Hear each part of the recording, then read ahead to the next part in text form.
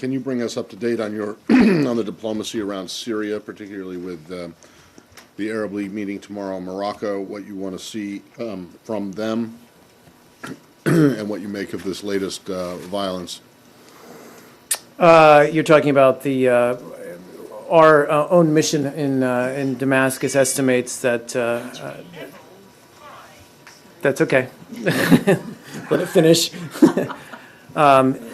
But just to return to your question, Matt, we have it from our embassy in Damascus that 42 civilians were killed by regime forces on November 14th. We've certainly seen reports with estimates that number significantly higher, but that's what we've been able to determine. This goes on top of the 87 civilians that were killed by regime forces between November 11th and 13th. A lot of these were protesters who were out celebrating the Arab League decision and calling for Assad to step down. You're right, the Arab League is set to meet tomorrow in Rabat. We were, as I said yesterday, quite pleased with the very strong and forceful statement that came out over the weekend. We look for the Arab League tomorrow to again send a forceful message to Assad that he needs to allow for a democratic transition to take place and to end the violence against his people. I'm not going to predetermine what they're going to discuss and what measures they may take beyond what they've already discussed in their meeting on Saturday, which includes suspending Syria. But what I think we're seeing from over the weekend and continuing today, we've had since the Arab League's decision, we've seen that the EU has broadened its sanctions to target 18 individuals, as well as initiate a new prohibition against the European Investment Bank's disbursements on Syria. Again, we have the Arab League meeting tomorrow. The King of Jordan came out yesterday and said that Assad should step down. And we also have Turkey coming out today with very forceful statements about the situation in Syria. So I think what we're seeing here and continue to see is that the drumbeat of international pressure is increasing on Assad. What's your understanding of King Abdullah's statement? I believe he said if he were Assad that he would step aside. Because the Jordanians say he didn't actually call for him to step down, but your understanding is that he did? That's my understanding from press reports, Matt. Do you expect other Arab regimes to follow suit with Jordan, to call for Assad to step down? I think we expect to see, again, a strong statement and a unified statement against the violence in Syria and calling on the Syrian government to end that violence against its civilians. Let me ask it this way. Yeah, sure. Have you been told by the United States' close allies, such as Saudi Arabia or the Emirates or Qatar, that they would follow suit and call for him to step aside? Well, again, you're asking me to prejudge the outcome of tomorrow's meeting. I'm not going to do that. We have been in consultation with our Arab League partners. We remain in consultation after Saturday's meeting and in the run-up to tomorrow. But the Arab League will decide what it's going to decide, and it's not. We're consulting with them, but we're certainly not dictating to them. They're making their own decisions. Yeah, a quick follow-up on the casualties. You said 42 civilians were killed. How do you determine the veracity of these numbers? And how many, because the Syrians are saying 24 soldiers were killed by armed men. Do you also confirm that? We have seen those reports. We're unable to confirm them. And I agree, it is difficult because, these are based on what we're hearing from credible eyewitnesses on the ground, but it is hard to confirm some of these numbers. But the numbers are so large and compelling that since the Arab League has, that rewinding to last week, since Syria said it was going to comply with the Arab League's demands, it's actually increased violence against these protesters. And lastly, Yep. the United Arab Emirates just issued a statement, or actually the GCC issued a statement saying there is no need for an Arab Summit conference. Do you concur? Again, that's a decision for the Arab League to make. I said yesterday that it appears in our eyes, to be yet another attempt by Syria to buy time. Yeah. There's another statement, I'm sorry I saw it cursorily, but I think it was from the UN about destruction to diplomatic property. There was yesterday, and I spoke to it yesterday. Oh, sorry. Okay. That's okay. There was attacks on the Turkish consulate, as well as attacks on some embassies in Damascus. I'm just trying to look through here to find the what those attacks were. But certainly it's it's disconcerting.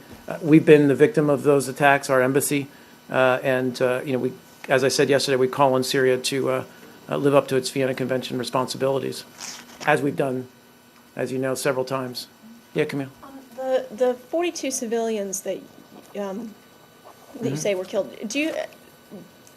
Does that not, I mean, I guess that doesn't include any that might be former members of the military who have decided not to fight, or can you give any breakdown on the? I can't give a breakdown. I know that my understanding is that these were civilians, that they weren't defectors, as what I think you're referring to. Yeah. Yeah, go. I'm sorry, over here, and then. Are you considering any recognition to the National Council? Those guys yesterday were in Moscow. Right. Is there any plan to visit Washington? That's a fair question. I don't believe so at this time. We've been in contact with them in other places, and we do remain in contact with the Syrian National Council. We've said before that we don't believe they're the sole interlocutor, such as the TNC was in Libya, but we do believe that they're very much a credible interlocutor and representing the Syrian opposition. And we certainly do consider the Syrian opposition to be developing, to be becoming more cohesive as we move forward. Mark, on the issue of sanctions, there are suggestions from Turkey that they will cut off electricity that flows to Syria. Is that a good idea? Wouldn't that hurt the average Syrian? I think they've also said that that they're going to seek. Again, I'm just going from press reports, what I've seen from various Turkish officials, that they also said they're going to. They don't want to certainly harm innocent Syrian civilians. I've also seen those reports. I think, more broadly, because I can't speak to what steps Turkey may or may not take in the coming days and weeks, but I think that this speaks to a growing frustration on the part of Syria's neighbors, many of whom rather, have approached Assad and his regime in good faith efforts to negotiate a ceasefire, to withdraw the military from towns and cities where it's basically occupying the streets, and to attempt some kind of negotiation.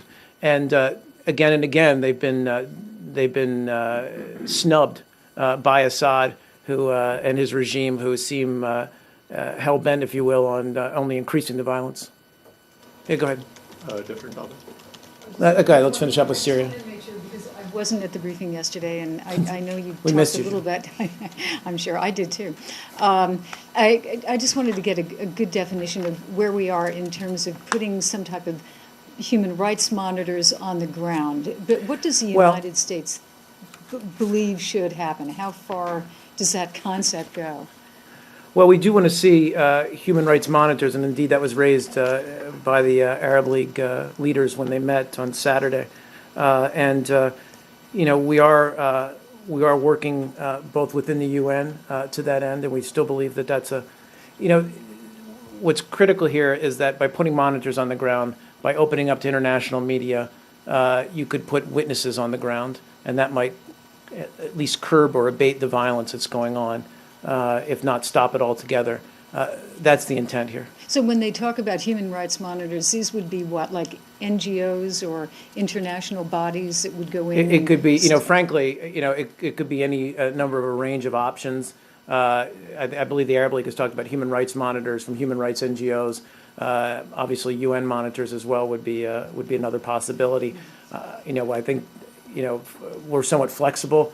I think what we want to see are just monitors on the ground who can bear witness to what's going on there.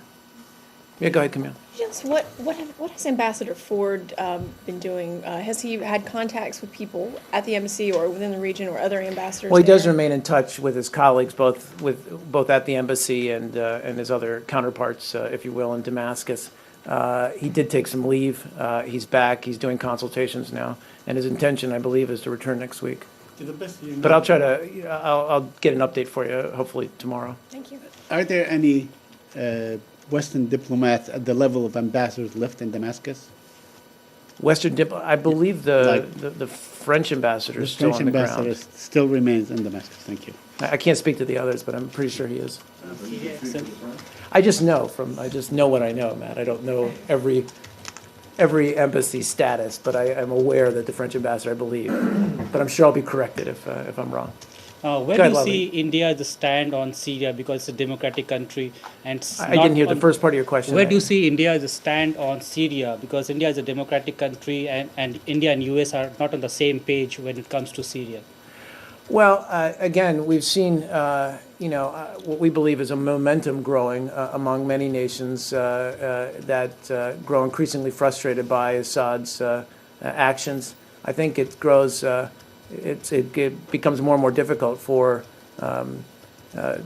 nations to stand by and watch what's going on there on a daily basis and not take action against what's going on there. But India is not supporting US on Syria. What do you think about? Well, again, we are, our goal remains the same. We are seeking to build international pressure and bring more people on the side of what we believe is very clearly the right side of pressuring Syria, pressuring the government, pressuring Assad to step aside.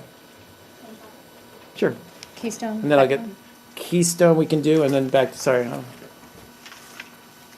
Go ahead. I was wondering if you can characterize the relationship between the U.S. and Canada right now with the proposal of rerouting the pipeline. As Yeah. you're aware, Prime Minister Harper had said over the weekend in his bilat with the president that if there were delays, that they would look to sell elsewhere, specifically to Asia. So I was wondering if you could just characterize.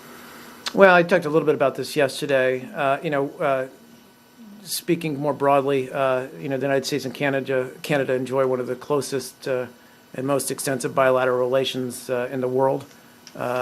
It's reflected in our $1 billion bilateral trade and investment relationship, and we also have extensive people-to-people ties. So it's an economic partnership. It's a close cultural partnership.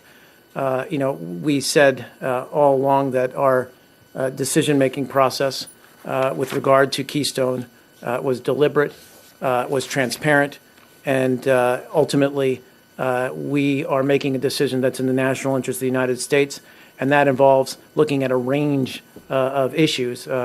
Foreign policy is one of those, but also environmental, and that's what, in fact, triggered our decision to look at a rerouting. And so that's where we are. I'm aware of what was said after the bilateral meeting, but certainly we believe that the bilateral relationship remains strong and intact. When you talk about the Yeah. economic relationship and then, of course, the environmental concerns, but when we take into consideration that business can go from Canada to someone like China, where there are many environmentalists have expressed concerns about the danger of shipping oil to China, the type of environmental or lax environmental rules that they have over there. So what's the purpose of the delay if you take into that consideration those potential losses? Well, again, this is a process, and as I said, it looks at a number of factors, and it would not be responsible for us to simply focus on one area of concern and disregard the others. And we believe we are going through this decision-making process in a very deliberate fashion, and trying to address all of these issues in our decision-making process. As I said, the decision last week, based on this public discussion period that we went through, raised concerns that we needed to look at a rerouting, and so we proceeded on that in that direction. But we're committed to, as I said, to carrying this process out and making a decision. And we are confident that it won't hurt our trading relationship with Canada. How would you respond to critics who are saying that the president's actually giving in to part of his constituency of environmentalists? I can only say that, as we've said repeatedly on the record, that the White House had no bearing on this decision-making process. This was, the State Department has the lead on this issue, and